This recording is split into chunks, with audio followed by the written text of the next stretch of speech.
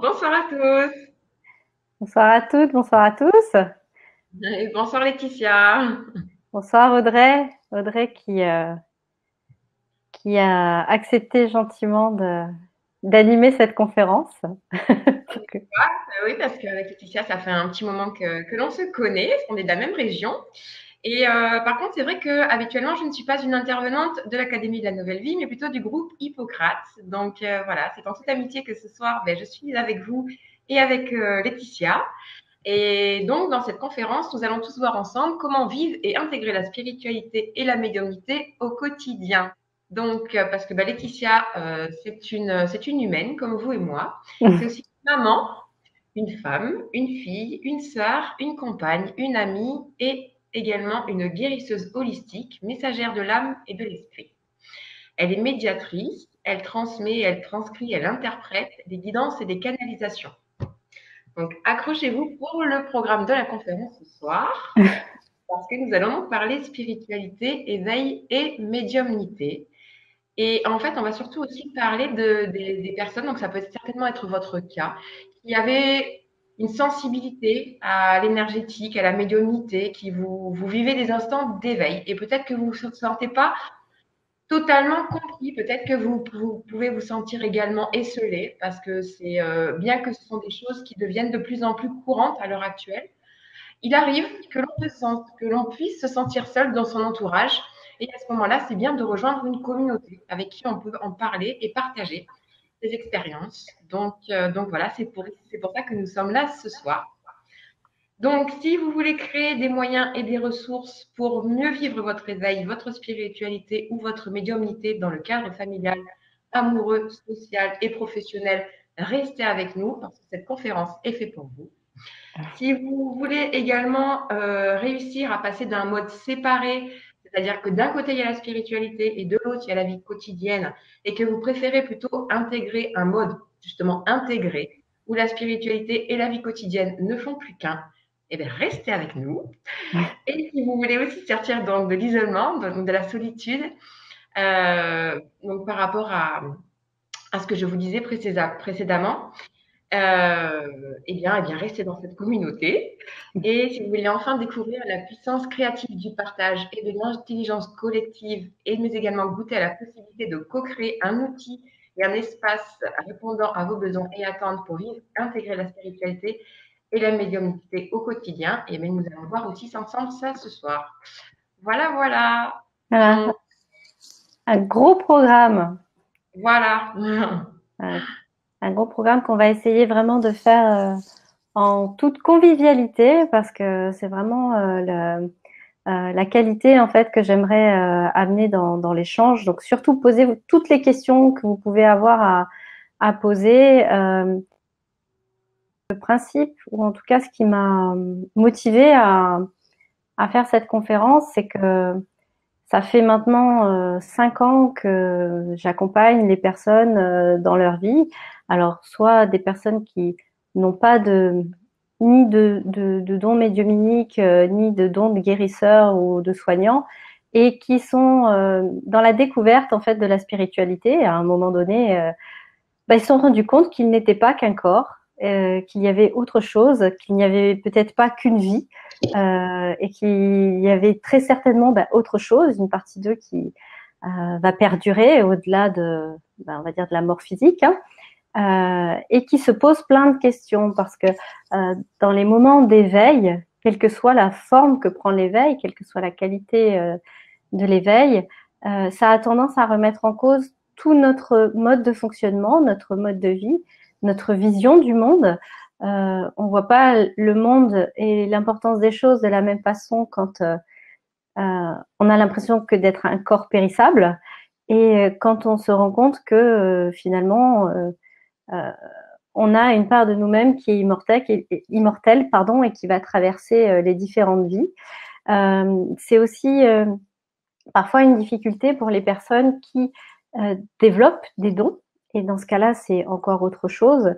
Régulièrement, j'ai des personnes qui m'appellent en me disant, écoutez, je voudrais venir vous voir parce que, en fait, je crois que je suis en train de devenir fou ou folle. J'entends des voix Et quand j'en parle autour de moi, tout le monde me dit qu'il faudrait que j'aille voir un psy parce que c'est pathologique. Alors que, bon, des fois, oui, c'est pathologique, malheureusement. Mais là, il y a quand même souvent des cas où c'est pas le cas. Et c'est un processus qui prend du temps, le processus d'acceptation. Il y a toute une partie de reconnaissance aussi, savoir reconnaître qui on est. Euh, et quand on est seul de son côté et que l'entourage qui a toujours partagé son temps, son espace, ses activités avec nous, n'est plus aligné avec ce que l'on est en train de découvrir ou qui n'est pas ouvert à accueillir ce qu'on est en train d'expérimenter, c'est parfois compliqué et c'est là où souvent ce qui revient, c'est que les personnes se sentent isolées, se sentent seules, incomprises, certains même au bout d'un certain temps, ont l'impression d'être complètement inadaptés avec le monde extérieur. Euh, il y a beaucoup de choses qui sont remises en cause et ça peut être intéressant de trouver une. Après, si je me trompe, surtout dites-le moi. Mais ça peut être intéressant de retrouver une communauté, comme le disait Audrey, où vous allez pouvoir échanger, parler de votre expérience, parler des défis que vous rencontrez en ce moment, poser des questions que vous ne pouvez pas poser, on va dire, dans votre cercle personnel. Euh, et ça vous permettra surtout de retrouver une stabilité, de pouvoir retrouver des points d'appui, avoir une écoute, une oreille attentive. Et ce qui est intéressant dans le principe de la communauté, c'est que même si aujourd'hui c'est moi qui propose cet espace-là, euh, tout le monde peut interagir. C'est-à-dire que, par exemple, je prends je vais piocher parmi les personnes qui ont mis des mots dans le chat, mais par exemple, Juliette aura peut-être une question. Et en fait, la réponse, ce n'est pas moi qui vais la donner, ça va être Sinaël, qui, en donnant une réponse, va permettre à Jean-Cis de faire un feedback sur ce qu'il a expérimenté lui-même. Et peut-être que Flo, elle, va donner un conseil qui l'a aidé, elle, à dépasser cette étape-là. Et de fil en aiguille, on va pouvoir chacune, être nourri de l'expérience des autres, des questionnements des autres. Et ce qui est vraiment passionnant, c'est que à chaque fois que ce type d'espace est ouvert, il n'y a pas une session qui ressemble à une autre. Chaque session, chaque groupe, chaque cercle va être unique et le mélange des personnes qui vont être là et qui vont amener des questions va créer un équilibre parfait entre les interrogations des uns, les expériences des autres, la façon de voir des uns et des autres. Parce que dans les groupes, on peut très bien avoir une personne qui est passeuse d'âme, une autre qui vient de découvrir qu'elle a une âme d'ailleurs, une autre personne qui va être passionnée d'alchimie, quelqu'un qui va être pas du tout dans le spirituel, mais vraiment dans l'échange, dans le social. Et en fait, tous ces modes de vie, ces façons de percevoir le monde vont permettre à chacun et à tout le monde d'avoir des angles de vue qui vont être complémentaires. Et on va pouvoir faire des recoupements entre différentes choses. Et tout le monde repart nourri avec des expériences, avec des nouveaux outils, des nouvelles ressources, des astuces, de l'écoute et une partie où on va être allégé. Parce qu'il n'y a rien de plus difficile que se retrouver en fait même dans sa famille, dans son foyer, plein de questionnements, plein de sujets insolubles et de ne pas pouvoir en parler autour de soi. Ça a un côté qui est extrêmement compliqué parce que avant l'étape qui a transformé votre vie, vous étiez entouré de gens qui ressemblaient en fait à votre mode de vie. Et là, d'un coup, vous vous retrouvez en décalage. Et ça, c'est pas toujours simple. Je sais pas si toi, tu as expérimenté ça, Audrey. Euh, en fait, bah, aussi loin que je me souvienne, j'ai toujours été baignée dans la Oui, c'est spiritualité, vrai. en fait. Donc, après, en décalage, oui, avec les personnes à l'école, surtout quand on est petit, même adolescent, même après, plus tard. Mais ce qu'il y a de bien, en fait, à l'heure actuelle, par rapport à quand j'étais plus jeune, c'est que maintenant, avec le développement d'Internet, etc., c'est vraiment ce genre de choses dont on parle de plus en plus. Donc, finalement, pour peu qu'on se sache un petit peu se servir des outils que l'on a à notre disposition, il est plutôt aisé, si on en a l'envie, l'élan, d'aller trouver des personnes qui nous ressemblent. On n'est pas obligé de rester cantonné à notre environnement immédiat, en fait. Voilà. La difficulté, c'est plutôt une facilité, alors que quand moi j'étais plus jeune, c'était plutôt une difficulté. Donc, à la limite, ça se vivait intérieurement, ça se vivait dans le cadre familial avec les personnes qui étaient ouvertes à ça. Mais c'est vrai il y avait ce décalage, une sorte de blessure, parce qu'il y avait comme un problème de pont de niveau de conscience entre la perception que l'on a quand on est enfant et qui est dans l'ouverture, et quand on voit qu'on est en face de personnes qui n'ont pas du tout cet état d'esprit-là.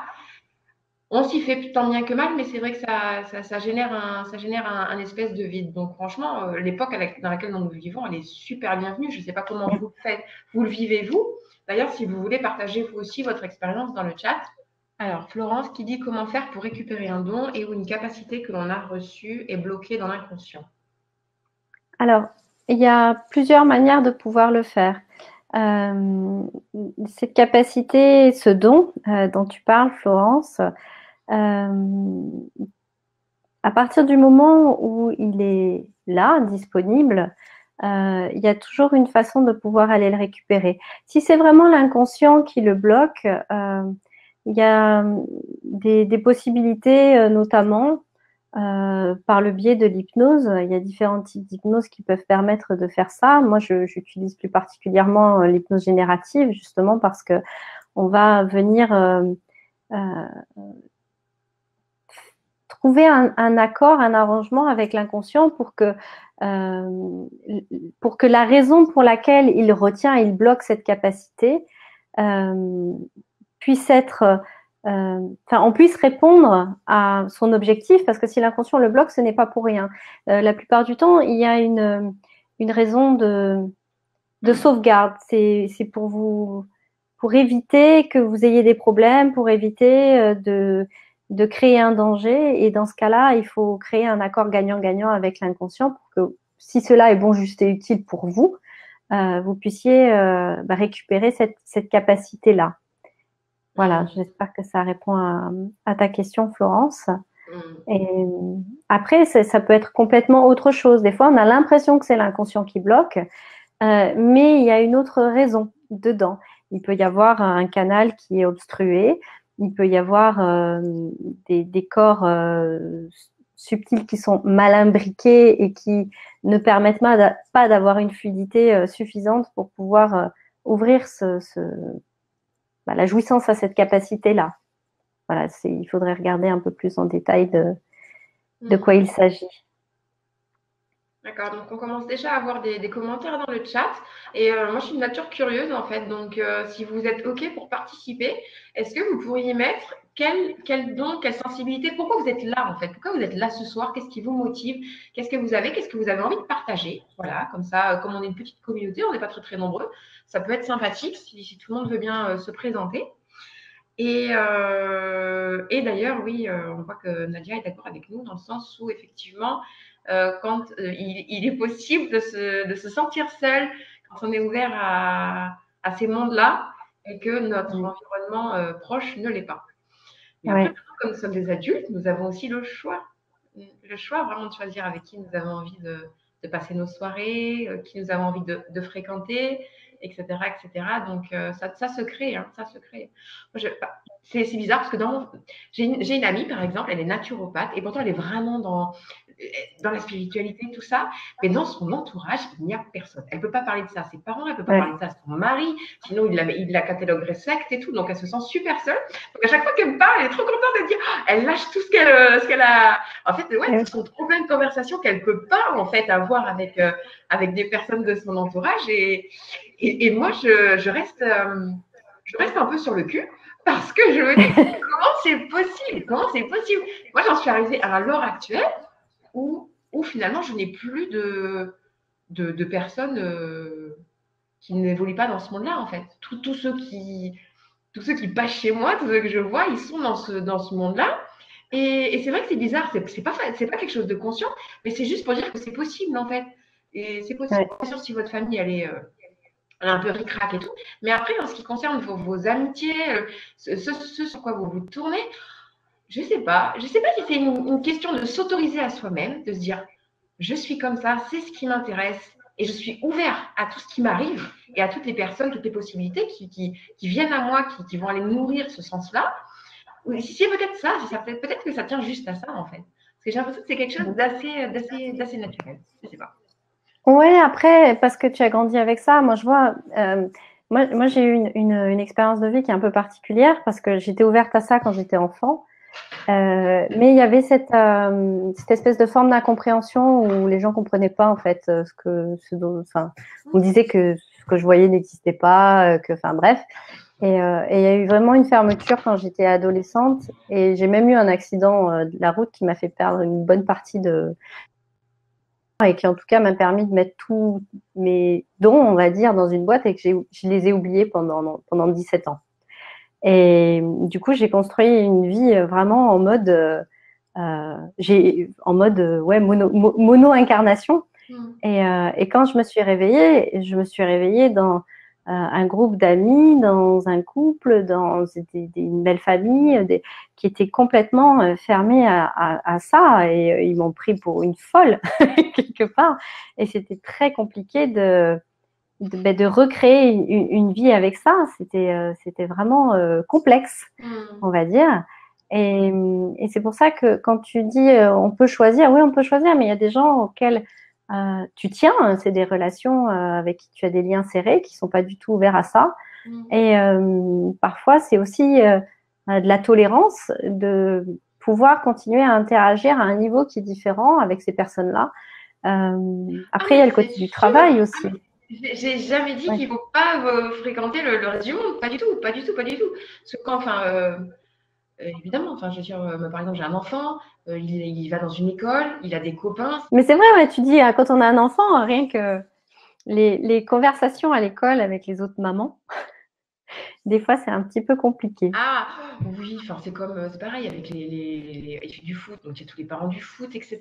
Donc, mais on s'adapte à tout. Enfin, d'ailleurs, on a fait aussi partie mais même on en fait. Enfin, je mets pas de case là-dedans en fait. Je mets pas du tout de case. Il n'y a pas ceux qu'on fréquente qui sont comme ça, puis ceux-là on les fréquente pas parce qu'ils sont comme ça et tout. Pas du tout. Moi, je fais pas de sélection. Tout le monde est dans mon environnement. Après, ce que je remarque par contre, c'est que mes amis maintenant sont des gens qui sont tournés vers ça, 90%. Mais ça n'empêche pas du tout que le reste du monde continue à vivre et que si je vais boire un verre avec quelqu'un qui pense que c'est, je sais pas moi, c'est aussi, enfin c'est une ineptie totale, mais c'est pas grave, on peut trouver d'autres sujets de conversation. On est humain avant tout, c'est juste des plus, c'est voilà. Donc on a toujours quelque chose sur lequel se après le côté qui est vraiment plaisant, c'est vrai que depuis, moi j'ai pu constater depuis 3 ans, il y a vraiment eu une très belle ouverture sur la spiritualité qui s'est opérée. Et c'est vrai que dans les conversations, maintenant de plus en plus, on entend parler de thérapie alternative, de réincarnation, d'énergétique, et c'était des sujets qui étaient très peu abordés avant ça. Et ça, je trouve ça vraiment génial. Après, il y a encore des personnes qui ont du mal à s'exposer par rapport à ces sujets-là et qui ont besoin de partager avec d'autres personnes dans des cercles spécifiques. Et c'est Ah mais C'est oui, aussi. c'est parfait et c'est aussi pour ça qu'on est là. Mais ça fait partie du processus. Par exemple, admettons, je ne sais pas, pour les personnes qui nous regardent, peut-être qu'il y en a qui ont des familles pour qui c'est des concepts totalement étrangers. Pareil pour un environnement, on va dire, amical, proche, etc. Donc, quoi faire dans ces moments-là? Et c'est exactement ce que vous êtes en train de faire, c'est-à-dire vous connecter à des gens qui sont comme vous.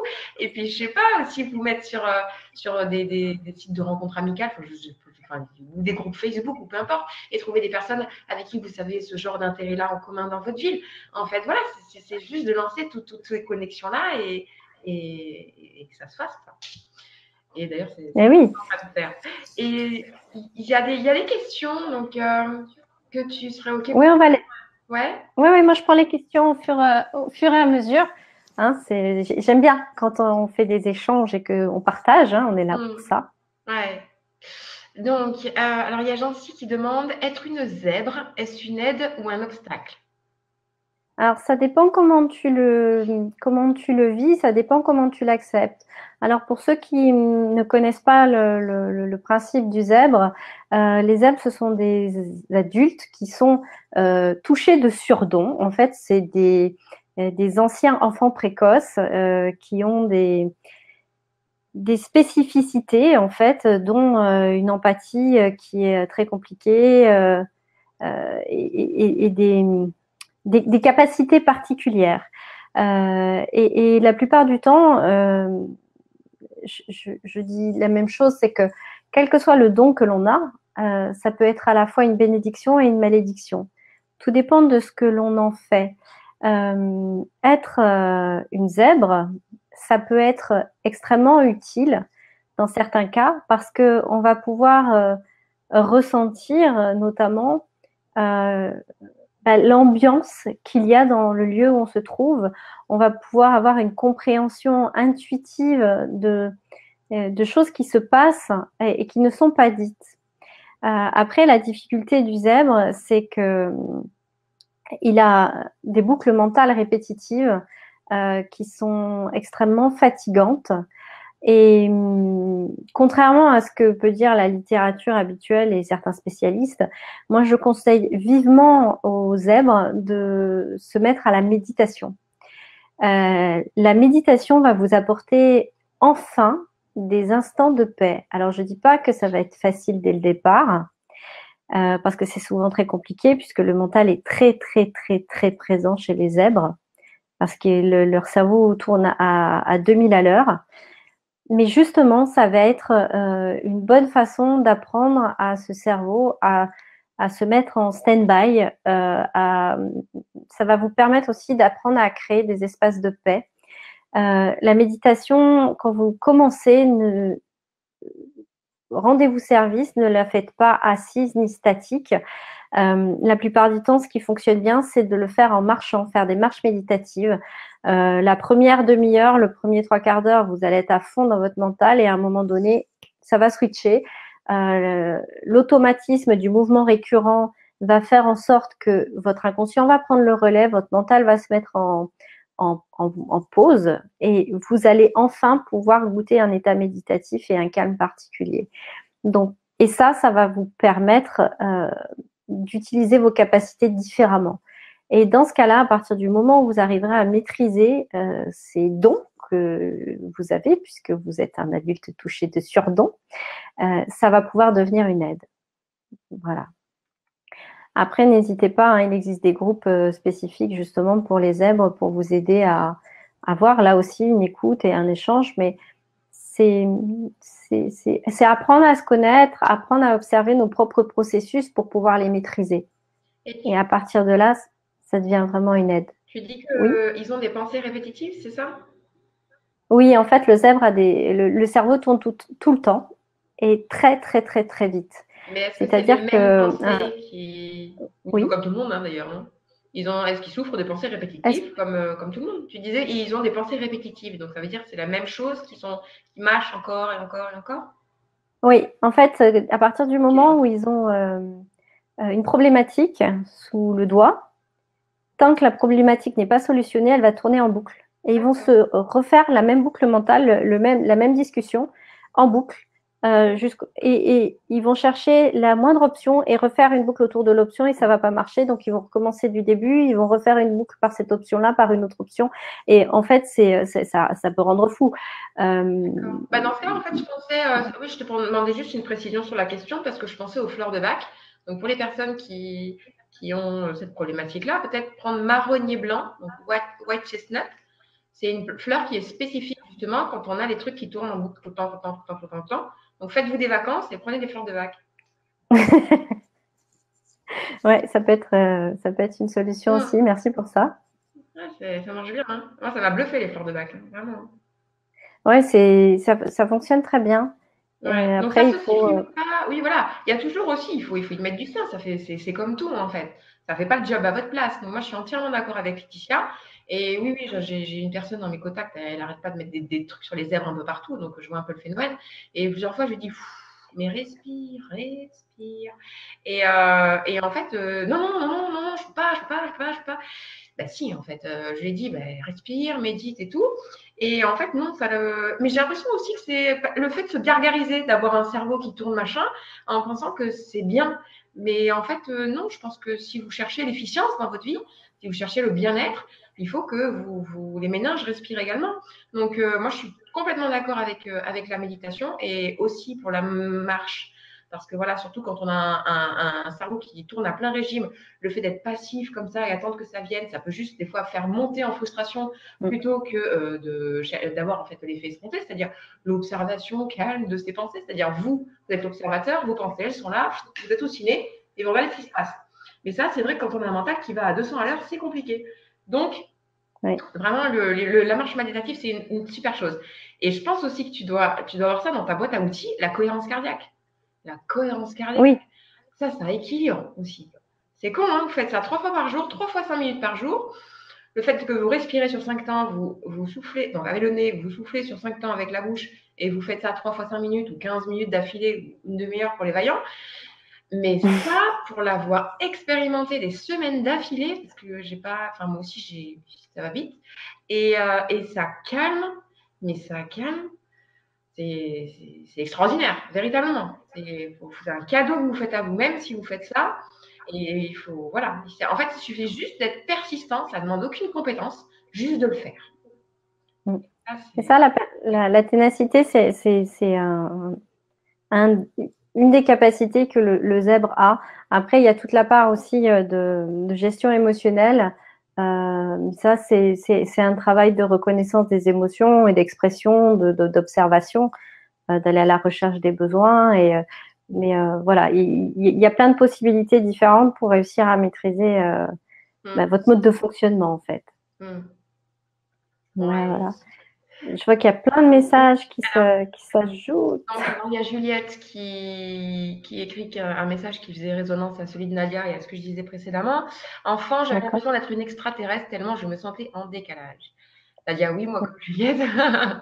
Moi, pareil. Donc, je pense qu'il y en a eu beaucoup des enfants qui sont en décalage. Il y en a encore beaucoup. Hein. Moi, je vois justement mes enfants, ils sont un petit peu particuliers et très différents l'un de l'autre. Donc, ils ont chacun leur particularité. J'ai un petit zèbre et puis j'ai un petit magicien. Donc, c'est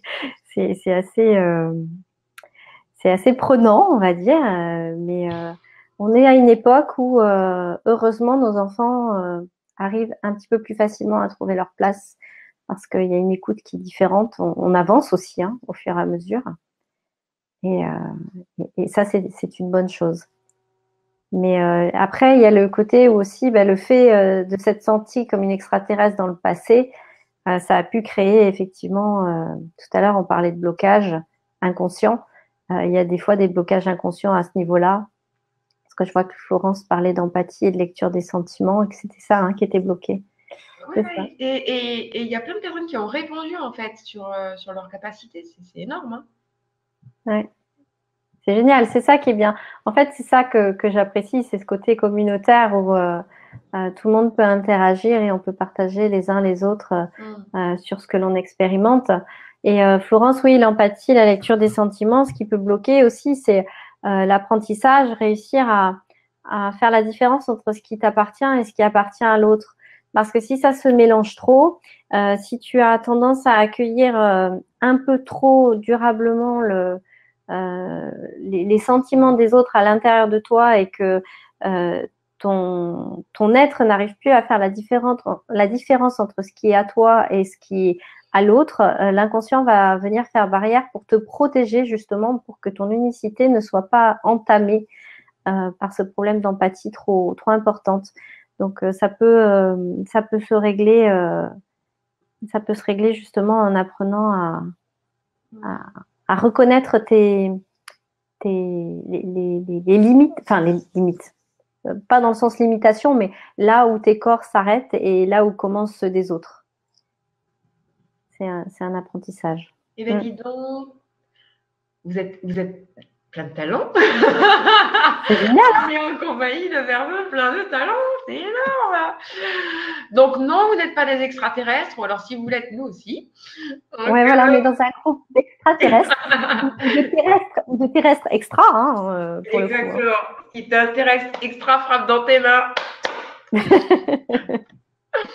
Oh, c'est super. Donc ouais, donc il y a beaucoup de talent, beaucoup de dons et aussi plusieurs difficultés à vivre ça parce que l'entourage n'est pas on n'est pas ouvert à ça. Moi, j'ai une question à te poser en fait parce Oui. que je vois donc tu as des dons, des personnes là qui nous écoutent également. Et est-ce que c'est quelque chose qui t'arrive? Est-ce que c'est quelque chose que tu développes ou est-ce que c'est quelque chose qui t'arrive et que tu dois développer? Alors, il n'y a pas d'obligation de développer, en fait. Alors, en fait, tout le monde a des capacités, plus ou moins développées, justement. Après, on a des habilités qui sont plus ou moins importantes à la naissance. C'est un peu comme quelqu'un qui veut devenir champion d'athlétisme. Soit tu as quand même des habilités particulières pour pouvoir courir vite et longtemps, par exemple, soit ben, tu n'as pas ça dès le départ, mais tu peux le travailler.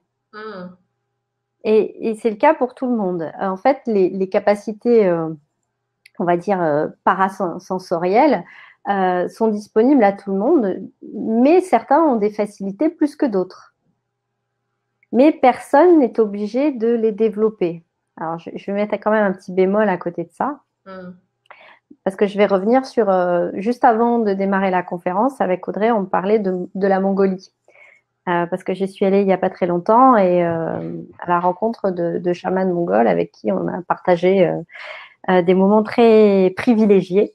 Et les chamans mongols ont cette vision, enfin en tout cas il y a cette forme de légende urbaine vérifiée, que quand on renie ses dons de chaman, quand on est chaman et qu'on n'accepte pas de l'être, il nous arrive tout un tas de galères pour nous obliger à accepter ce que l'on est pour pouvoir réaliser la mission de vie pour laquelle on vient. Et là, dans ce cas-là, j'ai envie de dire, si c'est là le bémol, il y a des fois quand même où c'est ta mission de vie, donc nécessairement, la vie va t'emmener d'une manière ou d'une autre à marcher sur ton chemin pour pouvoir faire ce pourquoi tu es venu. Et dans ce cas-là, oui, tu es tenu de développer tes dons.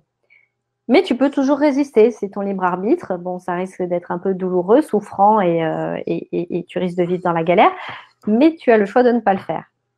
Après, certains d'entre nous ont des capacités qui sont héréditaires et n'ont pas d'obligation particulière de les développer. Donc, il ne faut pas le prendre comme une obligation.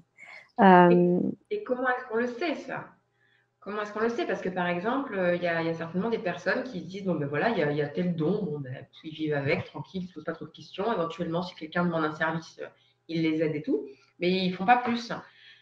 Bon, je vais expliquer ce que je suis en train de penser en fait. J'ai quelqu'un qui m'est très proche, qui depuis qu'elle est petite, elle peut avoir des flashs, elle a plein de capacités, on va dire. Et c'est quelque chose qu'elle veut pas développer. Et d'ailleurs, quand elle en avait plus ou moins parlé à ses amis, après, ils lui demandaient toujours, vas-y, touche-moi, tu vois. Donc après, elle avait plein d'appels téléphoniques dans ce sens-là. Elle a fait, allez, hein. C'est compliqué. Le truc, c'est qu'elle a beaucoup de problèmes de santé. Depuis qu'elle est adolescente, elle a beaucoup de problèmes de santé. Et moi, je me suis toujours posé la question à savoir si ces problèmes de santé n'étaient pas liés au fait qu'elle refusait cette partie d'elle-même. Alors, je pense qu'il n'y a pas que ça, mais je ne sais pas en fait dans quelle mesure ça peut compter. Alors, à partir du moment où tu es en résistance, il y a cette notion de résistance, hein. Dans la mesure où tu es en résistance avec ce qui se présente à toi, ça peut effectivement créer des maladies. Parce que c'est comme si tu reniais une partie de toi et si tu étais en conflit avec une partie de toi, si tu rentrais en guerre avec quelque chose qui est un morceau de toi. C'est comme si tu t'attaquais toi-même. Maintenant, dans son besoin, si on regarde par rapport à ce que tu dis, son besoin, c'est de pouvoir cadrer les moments où elle utilise ses dons et les moments où elle ne les utilise pas.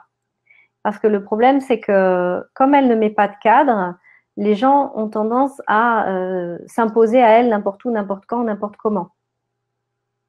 Et peut-être que sa solution, même pour elle, pour pouvoir s'accepter et se reconnaître entièrement, donc tout à l'heure on parlait de division, là on est vraiment dans ce cas-là, le côté où on se divise en morceaux et qu'il y a un côté qu'on accepte et l'autre pas, pour être dans l'entièreté, pour se reconnaître elle dans tout ce qu'elle est, elle pourrait choisir de mettre un cadre. Je m'explique par exemple pour schématiser. Moi, je me suis retrouvée à des moments donnés où je suis en train de manger de façon sympathique au restaurant avec une amie, et puis tout à coup, elle me dit ah ouais, tu sais quoi, ben, j'ai mal à tel endroit, tu peux me dire d'où ça vient et c'est des moments où j'ai pas envie de ça.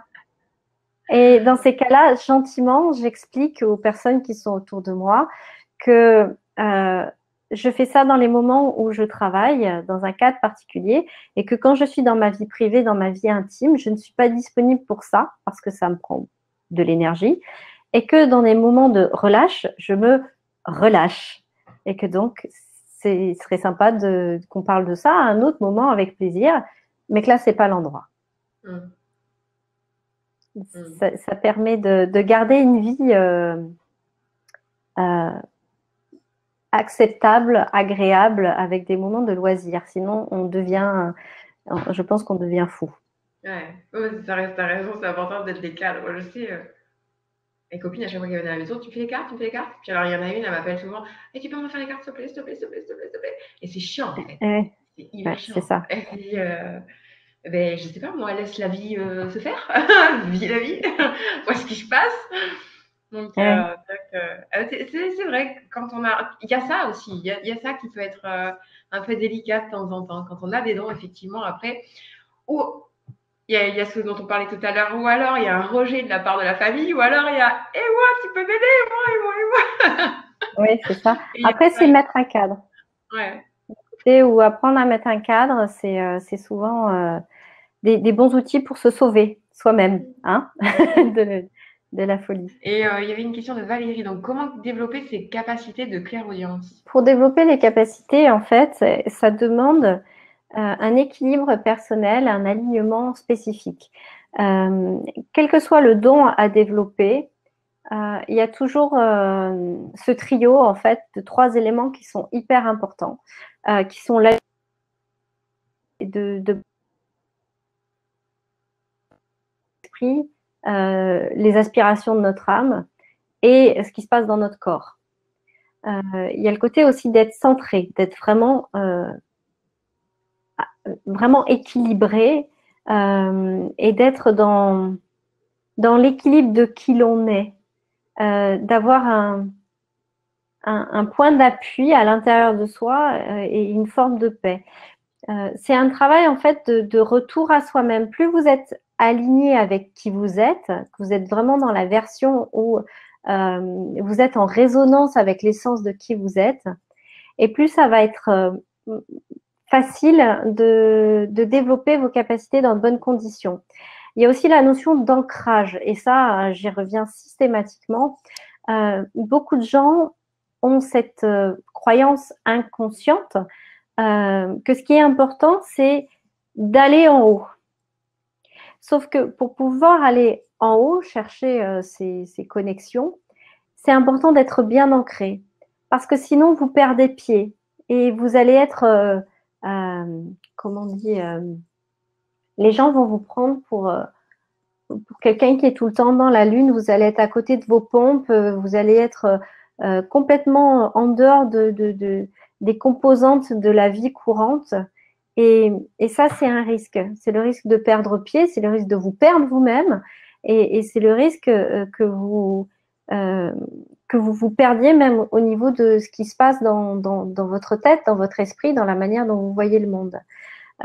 Donc, pour pouvoir développer ces capacités-là, déjà, la première étape, c'est de travailler sur la santé de votre corps, de comment vous prenez soin de votre corps, parce que c'est le véhicule par lequel tout passe. Tout ce qui passe par la matière. Si on n'avait pas besoin de passer par un corps pour faire ce qu'on a à faire, on ne serait pas incarné ici, on le ferait autrement. Mais tout ce qui se transmute doit passer par la matière. Donc, commencez par prendre soin de votre matière, d'entretenir votre corps suffisamment, avoir une activité physique, le nourrir sainement, avoir des pensées qui soient saines. C'est tout un travail en fait de purification, mais à tous les niveaux. Et plus vous allez vous purifier même de vos croyances limitantes, de vos peurs, de ces choses-là, et plus votre canal il s'ouvre et il sera nettoyé. Et plus il est ouvert et nettoyé, et plus vos capacités augmentent. Mais ça, c'est pas comme quand on va au supermarché, se dire bah voilà, moi j'achète un pack, mes dons sont au niveau 2, allez j'achète un niveau 3 et un niveau 4. Non, c'est pas comme ça que ça se passe. C'est un travail de purification, c'est un travail de tous les jours. Souvent, ce que je m'entends dire, c'est que quand on a des capacités et qu'on veut vivre avec, c'est pas à mi-temps. On le fait pas à mi-temps. C'est une aspiration qui a une incidence sur votre mode de vie à plein temps. Si vous manquez de sommeil, ça a une incidence. Si vous mangez mal, ça a une incidence. Si vous êtes stressé, ça a une incidence. Si vous fonctionnez dans un mode commercial, trop dans l'idée de comment dire, de la richesse monétaire, plus que dans la richesse de l'échange, du service, etc. Pareil, ça va avoir une incidence. Vos intentions ont une incidence. Tout a une incidence. Donc, observez-vous et purifiez l'ensemble et à partir de là, vous pourrez développer encore davantage vos capacités. La question sous-jacente étant, pour quelles raisons est-ce que vous voulez les développer? Qu'est-ce que vous souhaitez en faire? Et il y a une autre question qui était du même genre, Sinaël, qui dit « Moi, j'ai découvert que j'ai un don de passeur d'âme et de magnétisme. J'ai fait un atelier passeur d'âme, mais pour le mettre en pratique, comment fait-on précisément ?» Alors, les passeurs d'âme, ils perçoivent en fait, pour ceux qui ne connaissent pas, hein, ils perçoivent les âmes, soit les personnes qui sont en fin de vie et ils les accompagnent vers l'autre côté, vers la lumière, soit ils identifient les esprits, les âmes errantes pour pouvoir les raccompagner vers la lumière. Pour mettre en pratique, il faut pratiquer en fait à partir du moment où vous vous reconnaissez dans le processus. De toute façon, si c'est votre chemin de vie, les occasions vont se présenter à vous. Il n'y a même pas besoin de chercher à comprendre, les occasions se présentent à vous et vous êtes amené à le faire. Donc, il y a pas, à partir du moment où vous forcez, c'est que c'est pas le moment. Quand c'est le moment, ça vient à vous et en même temps, en général, vous avez la guidance qui vient avec. Il y a votre guide, il est là, il est dispo. Hein, et au moment où vous avez besoin d'aide, simplement soyez en état de réception et il va vous expliquer exactement ce qu'il y a à faire pour que ça fonctionne. Donc, soyez pas dans le forcing, ça sert à rien. Chaque chose vient en son temps. C'est vrai qu'il y a ce truc qui est courant et qui est commun à tout le monde, le côté où au début, quand on commence à prendre connaissance de nos capacités, on est pressé de vouloir les développer. Et du coup, on essaie de forcer, d'y aller. Mais en fait, non, il faut faire preuve de patience.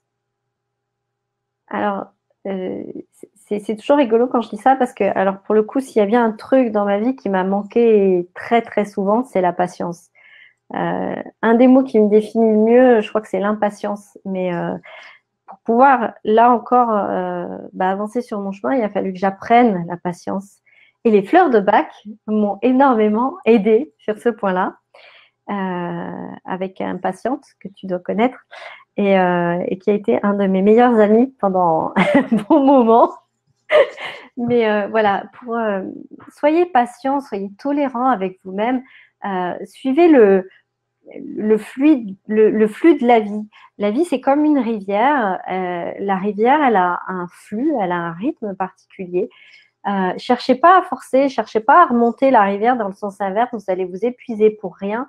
Utilisez le courant et puis quand vous voyez que ça va trop vite, vous pouvez vous rapprocher de la rive, vous faire une petite pause et vous y retournez. Mais ça sert à rien de vouloir vous précipiter. De toute façon, vous n'arriverez pas plus loin, plus vite. Vous arriverez exactement à l'endroit où vous devez être au moment où vous allez l'être.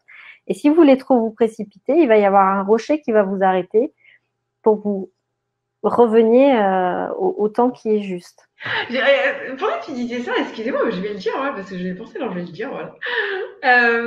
Est-ce que ça vous dirait à un moment donné qu'on se fasse 5 petites minutes tous ensemble, juste de connexion, à toutes les personnes qui sont présentes ce soir? Parce que si votre motivation, c'est ça, si ce que vous voulez vraiment, c'est rentrer en lien avec des personnes qui sont comme vous, en fait, voilà, liées aussi d'autres pans d'amitié, des personnes qui vous ressemblent, c'est le moment de le faire maintenant, de connecter de suite avec les personnes qui sont comme vous. Comme ça, vous encouragez l'énergie, déjà, vous appréciez pour vous-même et vous encouragez l'énergie à vous représenter l'expérience plus souvent. Ouais, moi je trouve ça chouette. Je trouve que c'est une très bonne idée. Et du coup, moi je vous invite, voilà, posez vos 2 pieds au sol, parce que ça c'est important. Je vous parlais d'ancrage tout à l'heure, les 2 pieds au sol, c'est hyper important. Fermez les yeux, respirez. Prenez le temps de relâcher toutes ces tensions, soufflez. On prend même plus le temps de respirer, en fait. On est tout tendu, même quand on veut être dans la réceptivité, on a cette forme de tension qui est inutile. Alors prenez le temps de souffler. Et simplement avec l'intention c'est tellement important. Vous vous positionnez dans votre cœur et en soufflant, vous ressentez votre cœur qui s'ouvre et la connexion qui se fait entre votre cœur et le cœur de tous les autres participants de cette conférence ce soir. Et on va faire un grand cercle de cœurs reliés les uns aux autres. Et laissez-vous simplement accueillir la vibration du groupe, simplement en état de réceptivité.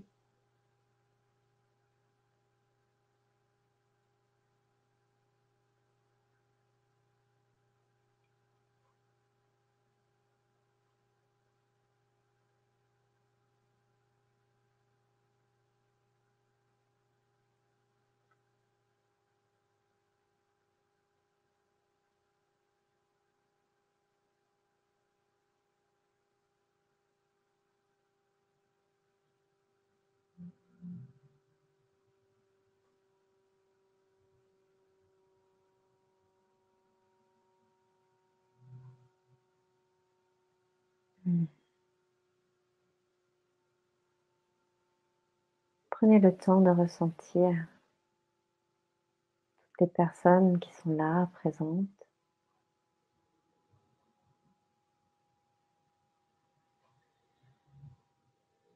Vous ouvrir, vous connecter.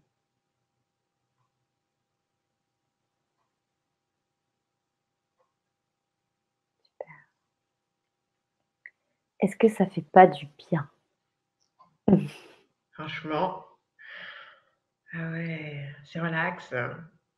Ouais, ça relaxe parce que je sentais qu'il y a certains d'entre nous qui avaient une espèce d'anxiété qui serrait leur cœur. Et là, pour le coup, je sens que ça se dilue. C'est agréable. Merci pour cette idée. Et bien avec plaisir. Peut-être qu'elle m'a été soufflée. Ah, c'est chouette. Ah, il y avait des gros oui. Ah, ils étaient chauds patates. Oh, c'est chouette, c'est cool. Alors. Donc maintenant qu'on est plus proches les uns des autres, qu'est-ce qu'on fait après? Alors, Alors, je lis le message de Charlotte qui parle du Tipeee qui est derrière moi. Ouais. Ma planche créative, en fait, c'est un outil que j'utilise, un outil de travail thérapeutique. Et oui, c'est vrai que la pureté de soi, c'est hyper important. Plus l'esprit est sain, plus le corps est pur et plus le reste suit, en fait. Après, tout coule. C'est comme la rivière, on en revient à la rivière. Le canal, c'est comme le lit d'une rivière. Tout passe à travers. S'il y a des obstacles, ben, ça ralentit. S'il y a des barrages, ben, ça passe pas. Donc, il faut nettoyer le lit de sa rivière. Alors ça, moi, je trouve que c'est un super programme. Par contre, je sais aussi qu'on vit au 21e siècle et que tout le monde a ses petites addictions. Au chocolat, à la clope, au verre de vin blanc, au stress, à plein de trucs. Et tout le monde a envie, à mon avis, de développer une saine hygiène de vie, de développer ses capacités énergétiques, de développer ses dons, etc. Mais concrètement, au quotidien, est-ce que les gens doivent se taper dessus intérieurement en disant oh la mince, j'ai pas fait exactement comment Laetitia l'a dit, parce que c'est vrai qu'il faut être purifié quand même. Qu'est-ce que je mange ce soir? Regarde, des frites.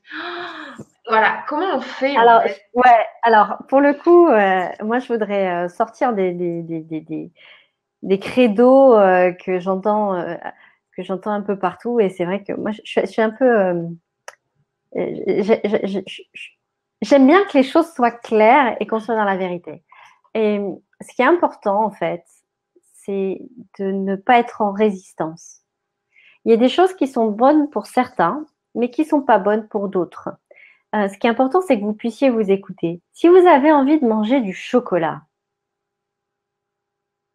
quand vous avez besoin de manger ce chocolat, faites-le. Faites-le avec plaisir, mais faites-le avec mesure. Ce qui est important, c'est ça, c'est le côté d'être dans la mesure. Le côté du verre de vin blanc, il n'y a personne qui va vous jeter des cailloux parce que vous buvez un verre de vin blanc. C'est votre petit plaisir personnel. Ça vous fait du bien. Vous sentez que vous avez envie de partager avec les autres, de boire votre verre de vin blanc. C'est parfaitement OK. Par contre, si vous buvez 3 bouteilles de vin blanc à vous rouler par terre sous la table, ça, c'est pas OK.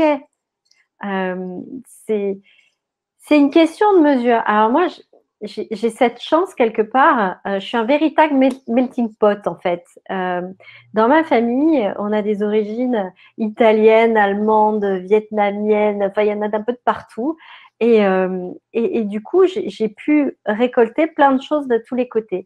Et j'avais l'un de mes grands-parents qui disait toujours, en fait, rien n'est mauvais dans la parcimonie. Par contre, tout est mauvais dans l'excès. L'excès de restriction est aussi mauvais que l'excès d'excès. L'ascétisme, à mon sens, après, si pour vous l'ascétisme c'est bon, que ça vous fait du bien, allez-y, continuez. Mais pour la plupart des gens, l'ascétisme ne les aide pas à développer leur capacité à devenir plus spirituels. J'en parlais encore mercredi avec une amie à moi qui est voyante. Et je lui disais qu'en ce moment, je suis particulièrement en réaction avec les mouvements bouddhistes. C'est un truc qui m'agace en ce moment, mais au plus haut point. Alors, c'est un côté qui est super parce que ça permet à des gens qui commencent à s'intéresser à la spiritualité, à la philosophie, à des choses comme ça, de s'orienter sur un chemin vers l'éveil.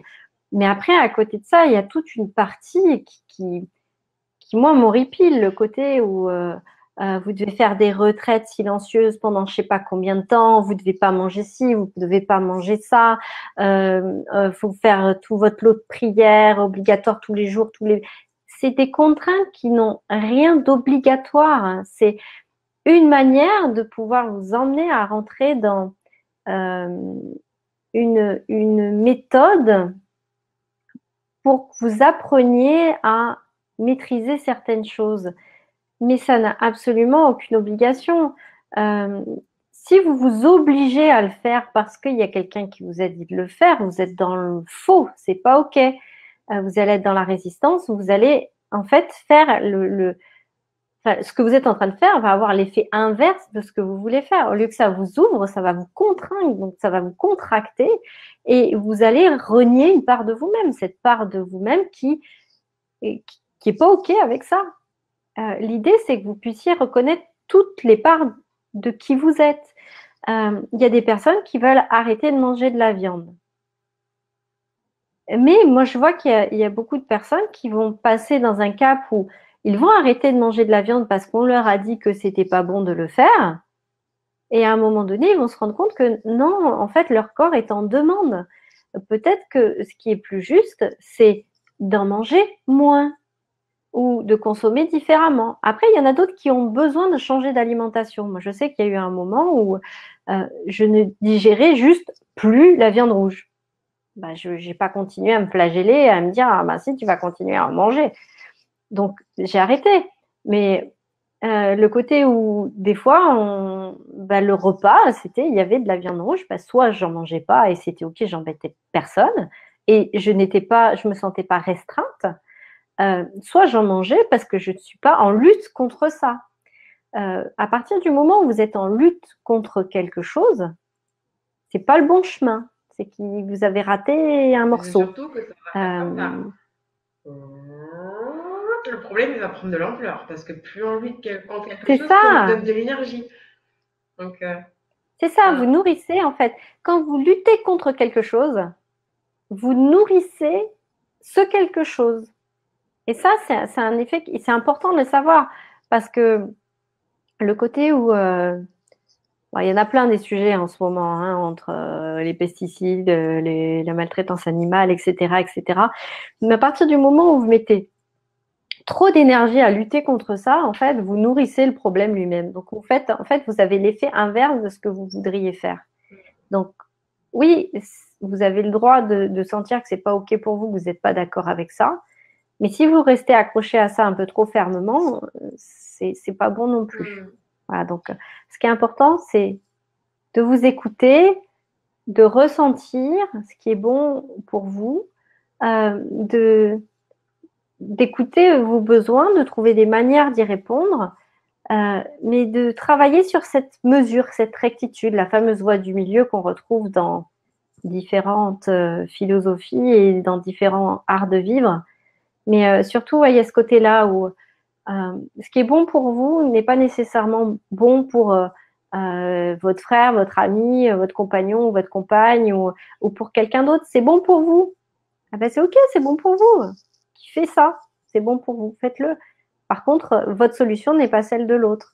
Il y a il y a cette petite habitude que je retrouve souvent de gens qui me disent oui, alors moi je me suis ouvert à la spiritualité, je fais des efforts, je médite, je fais attention à mon alimentation, à ci, à ça, là. Mais mon compagnon, ma compagne, il veut pas le faire, alors j'essaie de le pousser, je lui explique qu'il faut le faire, que c'est important, que mais non, mais on vous a rien demandé. Pourquoi vous voulez obliger l'autre à rentrer dans le même créneau que vous? Peut-être qu'il n'est pas prêt ou qu'elle n'est pas prête. Peut-être que dans son chemin de vie, il va pas prendre le même chemin. Il y a plusieurs chemins qui ramènent au même endroit. On peut passer par des chemins qui sont différents. Il n'y en a pas un qui est meilleur qu'un autre. Pour vous, il y en aura un qui sera meilleur. Mais pour l'autre, peut-être que le chemin, celui que vous avez pris, c'est pas du tout le bon. Donc, il y a ce côté-là aussi. Il n'y a pas de recette toute faite, en fait.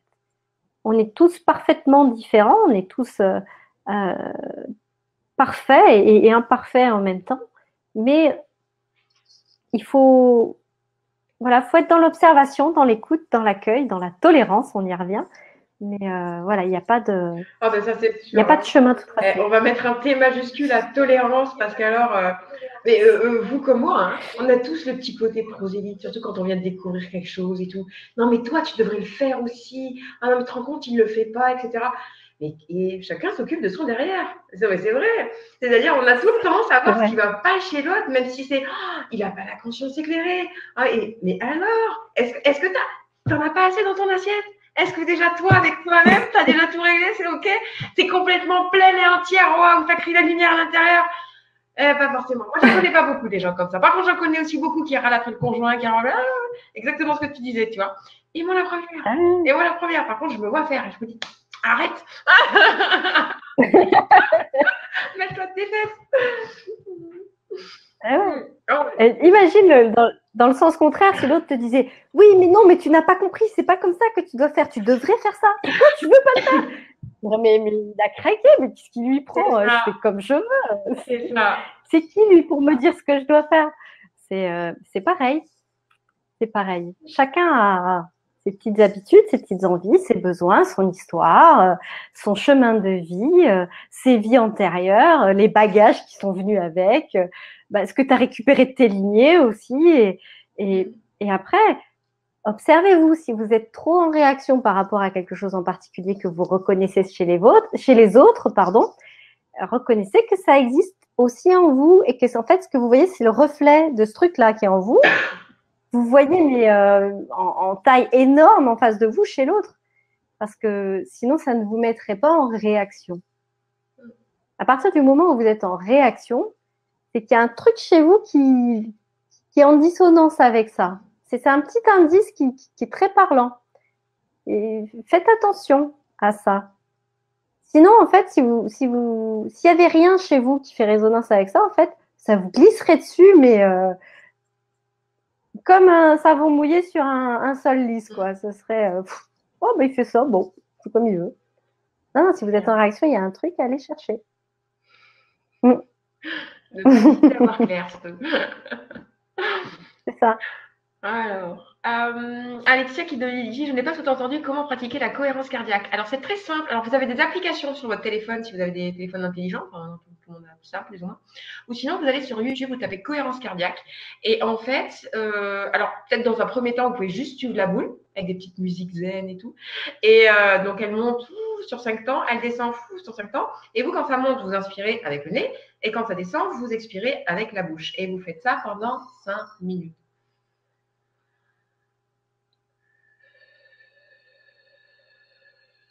Et ainsi de suite pendant 5 minutes. Mais ça, 5 minutes, c'est vraiment, enfin, ça, c'est la version découverte, en fait. Mais si vous voulez vraiment... par exemple, on va dire, celui qui en a parlé beaucoup, c'est David Servan-Schreiber, notamment sur guérir de l'anxiété et du stress. Et toutes les études qui avaient été faites dessus, en fait, ça a été fait sur des périodes d'une demi-heure. Donc, alors là, une demi-heure, on est vraiment au top, top, top. Après, je peux comprendre que dans la vie, une demi-heure, c'est peut-être un petit peu beaucoup. Mais voilà, au moins 3 fois 5 minutes ou 15 minutes d'un coup, et faites ça tous les jours, ça va vous changer la vie et celle de vos proches. C'est sûr. Et en plus, si je peux vous donner un petit conseil, quand vous faites la queue être en train de faire la queue, vous pouvez dédier ce temps à faire votre cohérence cardiaque. Vous n'aurez pas de stress, ça ne va pas vous saouler d'être en train de faire la queue, ça va être hyper bénéfique pour vous. Vous pouvez le faire dans les transports en commun, vous pouvez le faire quand vous attendez vos mômes parce que vous êtes arrivé trop tôt ou autre. Enfin, il y a toujours un moment où vous arrivez à le caler parce qu'en fait, même si vous le faites que 3 fois, même si ça ne dure pas 5 minutes, c'est pas grave, c'est toujours ça de gagner. Et c'est sûr. il n'y a pas de perte. Et souvent, pour les personnes qui veulent arrêter de fumer, vous pouvez, plutôt que pour remplacer, substituer les pauses cigarettes, vous pouvez vous faire des pauses cohérence cardiaque. Les pauses oxygène. Ouais, c'est exactement ça, j'appelle ça comme ça, les pauses oxygène. Et c'est plus et ressourçant que peut l'être une pause cigarette, pour le coup. Mais vous gardez votre petit temps de pause pour vous. Et il y en aura qui donne une astuce aussi, voilà, qui dit ce qu'ils mettent, ce sont les sons isochrones de chez Mental Wave. Donc, ouais, c'est sûr. Et après, vous en avez aussi sur YouTube, voilà, des sons binauraux qui vont vous remettre le cerveau en cohérence aussi. Après, vous pouvez choisir les fréquences et tout. Sympa, quoi. On s'amuse bien à notre époque. Hein. Moi, je kiffe le 21e siècle. Oui, on est à une époque, mais c'est surtout ces dernières années, hein, c'est allé très très vite. Je trouve ces 3 dernières années où il y a eu un boost énorme sur ça. Ouais, à notre époque, tout est une question de choix. C'est ça. Alors, il y a dans les questions Nora qui dit, est-ce que tu enseignes comment délimiter ses corps et ceux des autres? Alors, c'est des choses qu'on peut travailler, oui. Après, c'est pas... alors, j'aime pas trop le côté enseignement à ce niveau-là. C'est plus apprendre à se connaître et à se reconnaître. Mais oui, c'est quelque chose que l'on peut travailler. complètement. Mais c'est des choses que je propose en général en individuel, justement pour pouvoir faire des petits exercices qui vont être plus parlants, pour être davantage dans l'écoute de ce que tu ressens et que tu puisses expérimenter en fait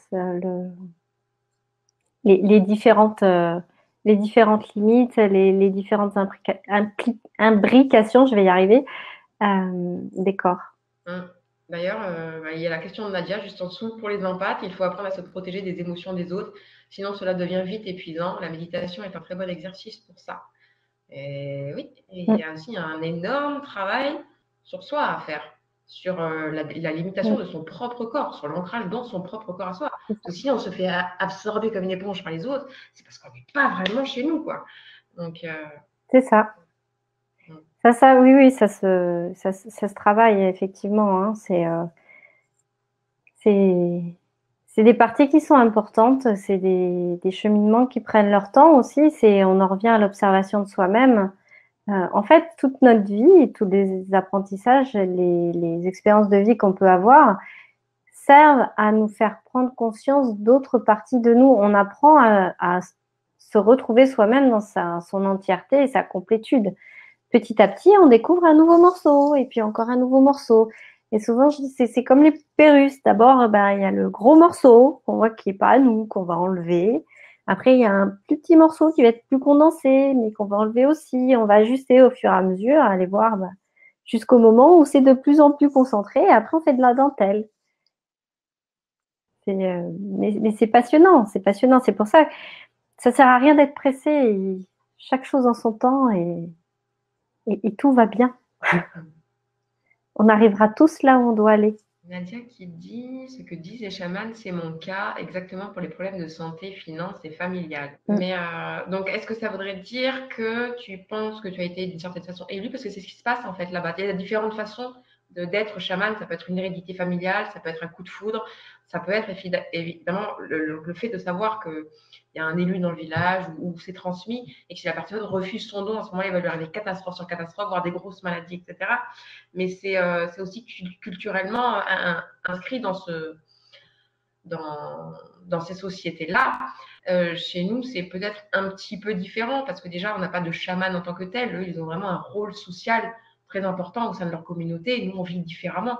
Donc, je ne sais pas si on mandate des gens aussi là-bas, là, pour arriver chez nous et ça passe par les mêmes process que là-bas. Je ne sais pas. Peut-être que toi, d'ailleurs, tu as une idée sur la question. En fait, il peut se passer différentes choses. Hein. Il y a des blocages qui se font qui peuvent être différents de ça. Il y a la peur de la réussite aussi, hein, Nadia, chez toi, le côté où ça, c'est compliqué d'envisager d'être dans la réussite. Du coup, il y a une programmation qui se fait à ce niveau-là. C'est pas qu'une question de don. Il y a autre chose que ça. Il y a quelque chose à travailler sur cette notion de réussite par rapport à l'argent. Il y a une espèce d'opposition entre vivre heureux dans l'amour, dans des choses qui sont plus humaines, plus naturelles, plus dans l'émotionnel et accepter de vivre la réussite matérielle. C'est quelque chose qui est ancré chez toi et qui a rien à voir avec ce côté chamanique pour le coup. Donc c'est un blocage sur lequel tu peux travailler. C'est chouette d'avoir ces capacités. Non, franchement, c'est cool. C'est super cool. Alors. Ça dépend des fois, hein, parce que tu peux finir avec des gros mal de tête. Hein. Ah ouais? Pourquoi? Oui. Parce que juste avant la conférence, j'ai dû aller me poser l'heure d'avant. J'avais extrêmement mal à la tête parce que j'entendais des conversations de je sais pas qui, pour le coup. Et j'avais plusieurs conversations qui se mêlaient en même temps et ça me donnait une migraine intense. Ah merde. Et oui, il y a ce côté-là aussi. Et c'est des choses sur lesquelles, c'est pareil, il faut apprendre à reconnaître les différents inconforts, les différentes douleurs, les fatigues, des choses comme ça. Ça a du sens. Pour moi, ça a du sens. C'est qu'à un moment donné, il faut que je réajuste justement l'ouverture et la fermeture du moment où ouais, c'est OK et non, c'est pas OK, là c'est un moment où il faut que je me repose. Et en même temps, c'est observer les moments où bah, du coup je passe trop de temps à me fatiguer, à me connecter à des choses et peut-être que tu vois un retour vers le soin de mon moi-même, de ce qui fait ma personne sans la connexion extérieure, il faudrait peut-être que j'y mette un petit peu plus de. Voilà. Je me pose dessus un petit peu. Je crois que j'ai un petit peu dépassé là ces jours-ci. Il y a un petit peu trop de choses qui s'accumulent. C'est bien de le Mais on savoir. apprend tous, Voilà. chacun. Il y a Valérie qui dit se connecter avec son âme, n'est-ce pas la solution pour être connecté avec nos capacités? Alors, oui et non.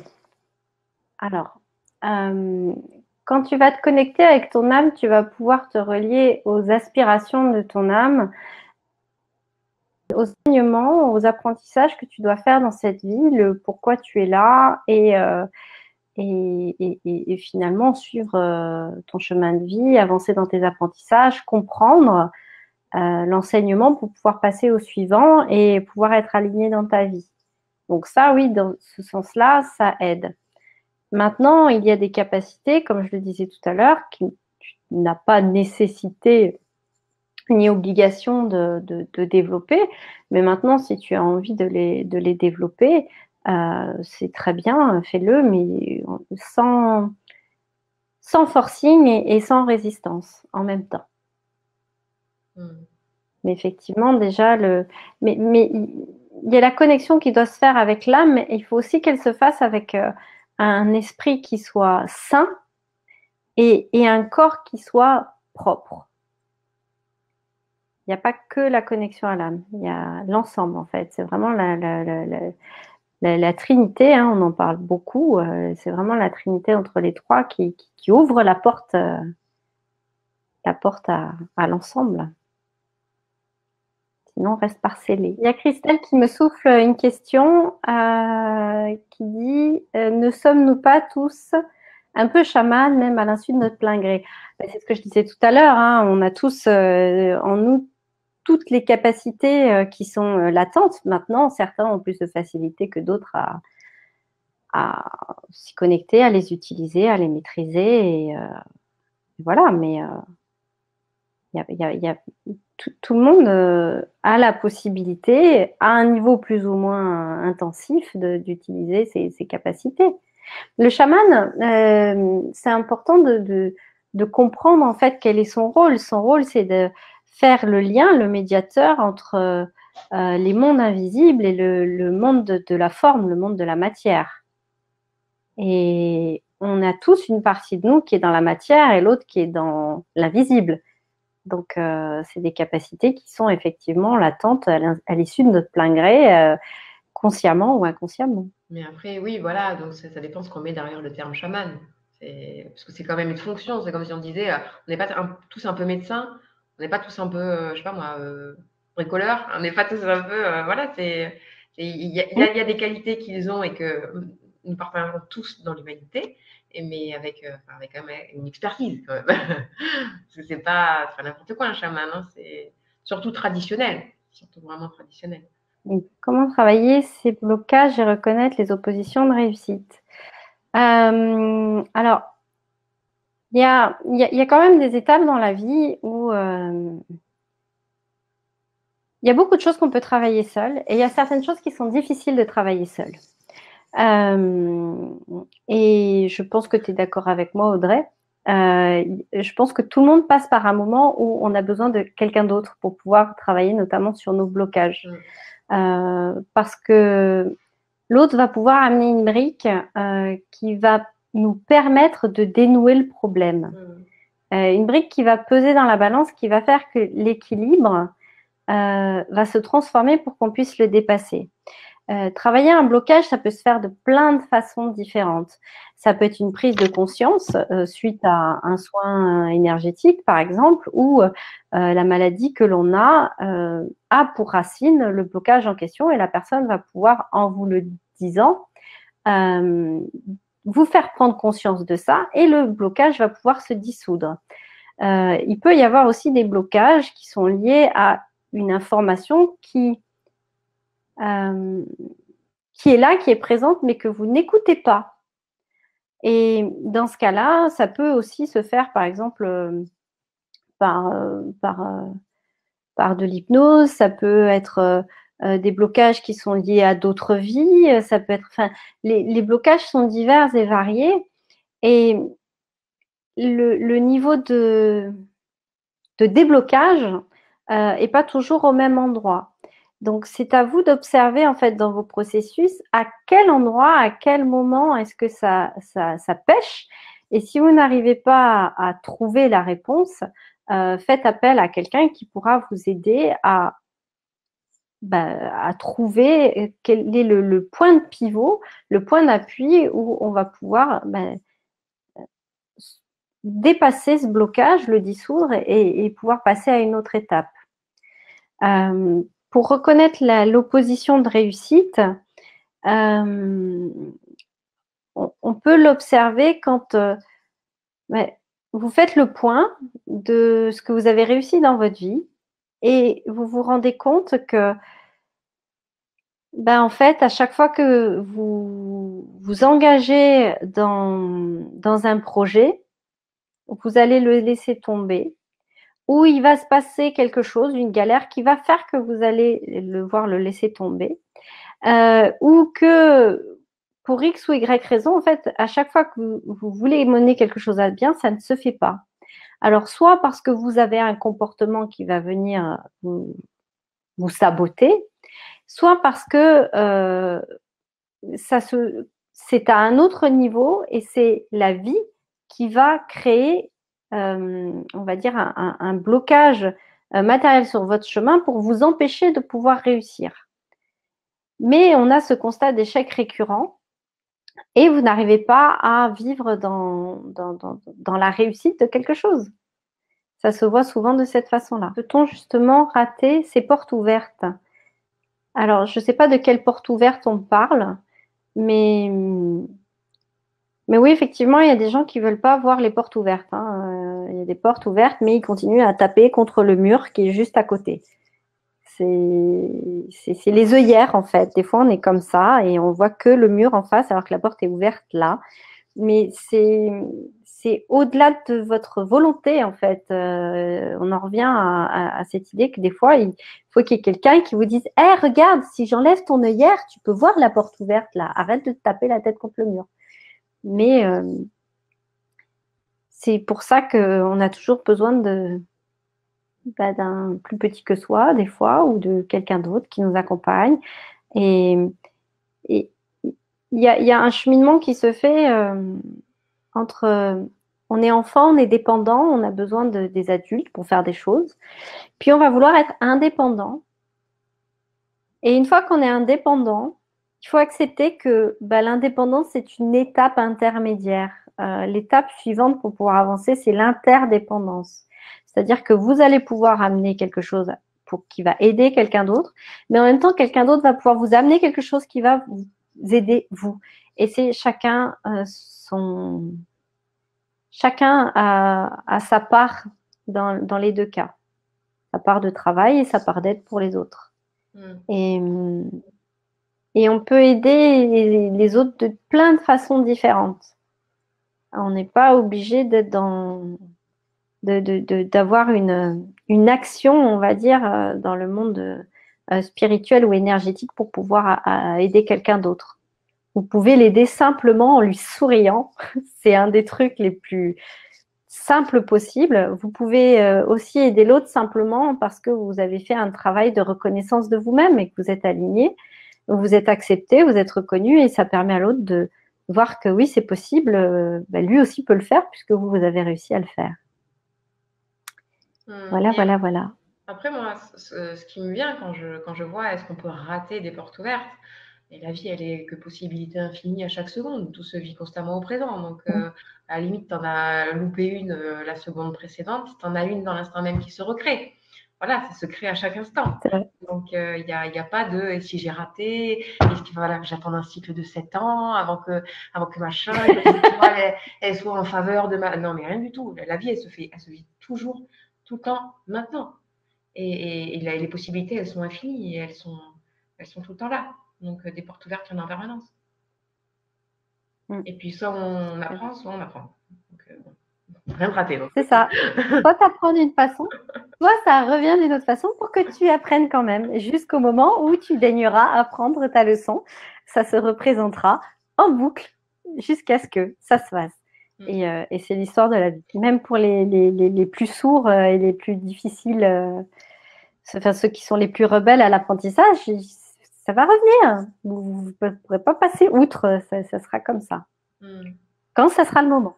Les blocages, des fois, c'est aussi ça, hein, d'ailleurs, le côté où, avant de pouvoir passer la porte, tu te dois de faire un apprentissage.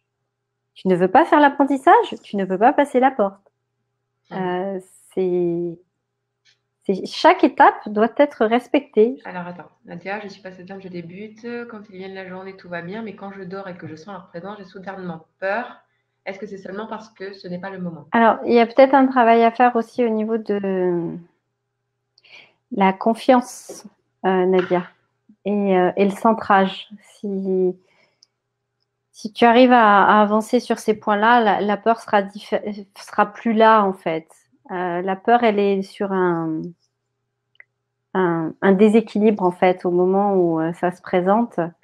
Comme tu n'es pas suffisamment centrée, présente à toi-même et vraiment dans la confiance stable, ben, ça crée une instabilité. Comme tu as peur, hop, ça se dissout. Mais ça, c'est normal. Mais ça va se faire petit à petit. Après, quand ça sera le moment, ça se fera. Mais tu peux travailler déjà sur ces deux points-là, la stabilité et la confiance. Confiance en toi, la confiance à l'autre, la reconnaissance que bah, tu n'es pas toute seule. Il y a tes guides avec toi qui sont là pour sécuriser l'apprentissage. Et tu verras que ça pourra aussi t'aider à ce niveau-là. Alors, peut-être que je vais marcher sur la question à Nadia, mais quand tu dis travailler la confiance, et ça fait ah bah oui, je vais travailler la confiance, mais oui, bien sûr. Et évidemment. C'est vrai que. Mais concrètement, qu'est-ce que tu as toi, comme astuce pour aider? Quelque chose de pratico-pratique? Alors, c'est vrai que moi, j'ai ce côté où j'aime bien travailler des choses en individuel, ces points-là, parce que les ressources de confiance pour moi, pour toi, pour quelqu'un d'autre vont pas être les mêmes. Mais tu peux t'appuyer déjà en repassant sur les expériences que tu as pu avoir, les petites avancées à chaque fois, te rendre compte, prendre conscience que à chaque fois qu'il y a quelque chose de nouveau qui se présente, même si ça peut avoir un côté où bah, on a un peu le trac, hein, parce qu'on ne connaît pas, on n'a pas l'habitude de pouvoir faire le point sur toutes ces fois où c'est déjà arrivé et où tu as réussi à le faire. S'appuyer sur les réussites. Après, même si parfois on a trébuché, bah, c'est pas grave, on est comme des enfants, on a essayé de marcher, on s'est levé, on a trébuché, on est tombé, bah, après on s'est relevé et puis à un moment donné, on a réussi à marcher. Vraiment ce côté-là où on peut s'appuyer sur toutes ces petites choses qu'on a déjà réussi à faire. Même si du coup elles nous semblent normales parce qu'on a réussi à le faire, on peut s'appuyer sur ça. Après, si c'est pas suffisant, il y a des méthodes d'ancrage où effectivement tu peux te faire accompagner, notamment en hypnose. C'est vrai qu'on a des super outils pour ça, pour pouvoir ancrer la confiance, pour pouvoir acquérir des ressources, pour pouvoir récupérer des choses qui sont importantes de réveiller, de se réapproprier et de réintégrer. Oui, c'est sûr. Moi, je trouve que voilà, c'est exactement l'exemple choisi. Le fait de se souvenir de toutes les fois où on a eu confiance, on a bien fait les choses, etc., ça renforce en fait ce sentiment. Ça fait appel au souvenir et ça le rend vivant de nouveau. Et à ça, même, je dirais que tous les jours, une petite méditation. On dit, mais ouais, passez votre temps. Vous avez des devoirs à faire, la cohérence cardiaque, la méditation, la marche méditative, ça va vous servir. Donc, le truc, c'est que, par exemple, tu t'assois 10 minutes tous les jours et tu penses, enfin, tu fais vivre à l'intérieur de toi la sensation de la confiance.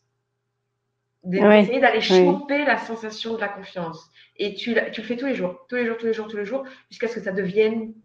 Tu t'arrives à créer ce sentiment de confiance, quelque chose que tu reconnais. Donc, tu peux t'aider, hein, justement, ce que disait Tisha, tu vois, des fois où tu as eu confiance, etc., etc. Mais après, le corps, c'est tout con, en fait. C'est juste une machine. C'est pas bluff, tu vois.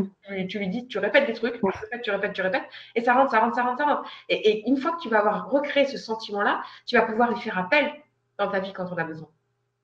Donc voilà. Donc créer la sensation, c'est magique. Hein. Oui. Nadia qui te dit merci beaucoup, je vois tout à fait, c'est la confiance par rapport à la réussite. Et est-ce que tu aurais pas une proposition à nous faire? Oui, alors j'ai une proposition à vous faire. Aujourd'hui, c'était un peu une mise en bouche, on va dire, de ce qu'il est possible de faire. Parce que ce que je voulais proposer quand j'ai souhaité faire cette conférence, c'était de pouvoir créer pour toutes les personnes qui souhaitent intégrer une communauté d'échange, de partage, un peu ce qu'on fait là déjà, mais en version plus ample que ça, c'est de pouvoir créer des cercles en fait de partage philosophique, spirituel, pour vous aider justement dans vos cheminements, pour partager des astuces, pour partager des pratiques, pour partager des retours d'expérience, pour que les uns et les autres puissent interagir. Et ce sont des ateliers, des cercles que moi je souhaitais vous proposer tous les mois. Vous avez un abonnement en fait qui se fait. C'est un cercle qui se fait sur l'année, donc une fois par mois, où chacun va pouvoir intervenir. Pour ça, il vous faudra des choses qui sont assez facilement disponibles, c'est-à-dire une connexion Internet qui soit avec un débit suffisant, un casque oreillette que vous avez la plupart du temps, un kit piéton avec votre téléphone portable. Et de nos jours, la très très grande majorité des supports que vous avez, ordinateurs et autres, a déjà une webcam. Donc, vous pourrez interagir en images et en son, ou simplement par le chat si vous ne voulez pas qu'on vous voit, ou simplement par le son si vous préférez parler et qu'on vous entende, mais qu'on ne vous voit pas. Voilà, qu'on puisse vraiment faire un cercle qui se fasse de manière étendue en mettant de côté les limitations physique, on va dire. Et voilà, moi j'aurais vraiment plaisir à continuer à partager avec vous, à vous donner des astuces et qu'on puisse partager de façon encore plus naturelle, puisque le chat c'est bien, mais on ne se voit pas tous, on ne s'entend pas tous, et on peut utiliser d'autres outils complémentaires. Donc ce serait vraiment un cercle privé, une communauté privée où on pourra aborder des sujets très personnels en petit comité.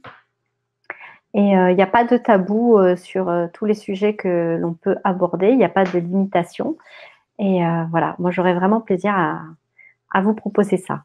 Voilà, en fait, c'est des cercles de partage où on pourra tous échanger ensemble. Donc, si vous avez des questions par rapport à ça, n'hésitez pas, on est encore là un petit peu. Donc, c'est un cercle qui est mensuel et où on pourra parler de tout ce que vous voulez en fonction de là où vous en êtes, en fonction des apprentissages que vous faites pour pouvoir dépasser les éventuels blocages que vous avez. Ça peut être aussi l'occasion de savoir quelle est la racine de ce blocage, parce que, comme je vous le disais, il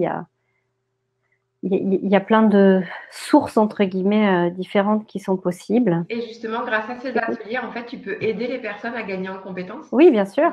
C'est l'objectif, c'est ça, c'est gagner en compétences, se reconnaître davantage, pouvoir comprendre ce qu'il est en train de se passer, parce que quand on a la tête dans le guidon, quand on est dedans, on a parfois du mal à voir ce qui se passe autour, qu'est-ce qui est en interaction avec ça, quelles sont les portes de sortie, quelles sont les options et le retour d'expérience des uns et des autres.